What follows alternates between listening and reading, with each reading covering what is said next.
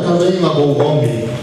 Ti fama po ko ki ngawe ko lipi ano fara.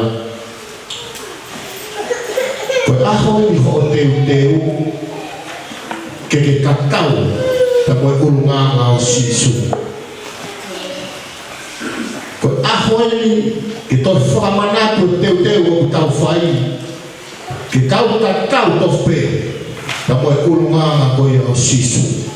Ko vesi ni ba ko furma ta ha ba ko mo ni ba ko furma wa no fare pe alu foi ko kinawa o hoko kinasareti pe na ane ia yo ana nofo ke kinawa pe kumudi ene fare na beani to pe no to pe na la laka asisu I he poto mo lahi hono sino pe mo hono ofeina o tua pe mo kanaka ko mo vesia o fami fama o ko kita mau ko ahoni. O wala ia maui na frofola honi na kurau. Ko e pau e whanau ke tala o fua i mātua. Pako tala noa frofola ko e ahoni. Ko e whanonga tuena so sifa pa umere ke ave sisu. O si te taho fumaua ko sisu. Ave sisu ke katoa pasa wa. Ai katoa lalahia. Hoko se sarema. Na hoko se sarema ko whakataha angai ko kolomu ai ses pakarisiani ko tobe. Pena ave sisu ko no fumaua ta uia. Ave sisu se sarema ke katoa ko ini. Ko tui ko tara no ko mo historia sisu ta osilo pe folofola. Na ia mai ta uia na ke lava ke ilo. Pe ko hai nga o na nga ko fatoia na fuesia sisu.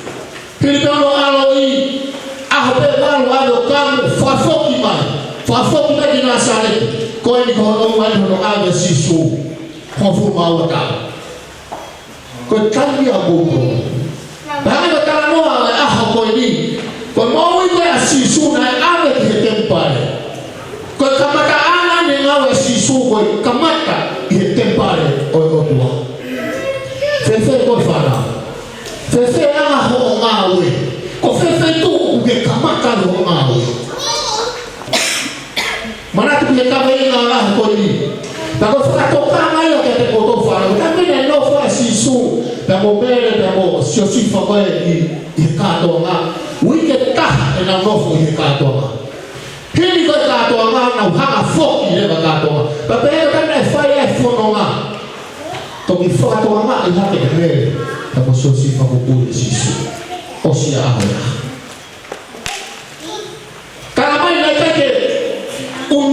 matua na foka amu ke na foka yo kumbia sisu sio ke humba hoima sio ke ngawe kufai e matua ke te koto foka si a mere pe mo Joseph na foka atu talama kala he folofola kumbi he aho tolo matua tu asisu une no foka e te pai sio mo wigo ya sisu o preciso havia preciso trabalho de cada Hawaii quando a mulher está lá na nefai cai com a menina se usar mais de parina na o fogo da coisa isso tá no na área para fazer mana asisu muito bom pero tu e quando tu olha o fana o motor capaz de tocar na fana que a ver que a cara não que a calma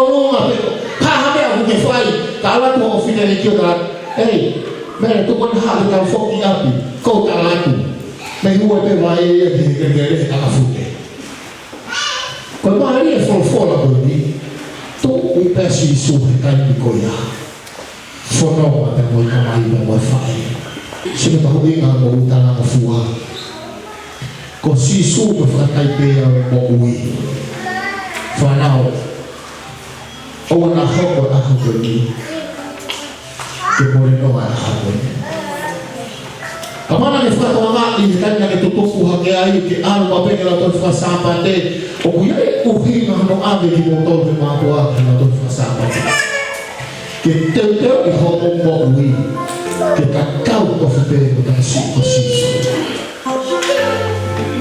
Kutana mo ui a sisu na alo sisu fa na we kana mai na era o sisu ya di kolosi ko kabu amawe na hako mai di mama fefe ko kabu amawe o be fai fefe kabu ho amawe api fefe ho kala mo fu ke i ho mami bote na ho mai pe ma ho mata to hi pa ke ngawe ma ho pa anga ka makare mo te fasio que reconde kawai na mo fa ko sisu mo mama ne o hanau na le fai o matu nga no lang na kali se ma o sisu na langi na fa kau a sisu ko ene di mama ni ko fekau na o dia kana fa fa ya de fekau de moto karatu ni alfa koloa algo fetuke karatu ni alfa farelotu fushino be alfa farelotu atamai mo lo fetuke como ya sisu nade farelotu kana no fobe kinanya farao mari ko farao Tara mo tuwi mo.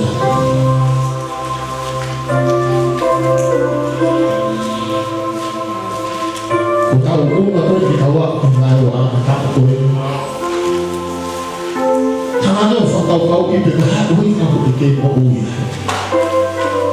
Kana uwi na ko dikay ma na mo uwi. Kana uwi na o me ko dialoto. Kana uwi na ko kay Kalau kau dia siasi, fai proklama, alfano, ahon, opo mahal. Kalau nak foka aku ya dari motor fana, dia aku di motor buat fai mau, fai dia yang ini. Mereka dia fai motor mau dia yang motor. Kapag ni mo kara mo fu ki nga fekau ko be mo fa la ko to ko ta na ko kara mo fu ko do na ma to ke he ma to ka to ka na mo fa kara mo fu ko to na ka fa fekau ke he e ka fa fekau se si ko fa fe oui ya ni lo ye to ka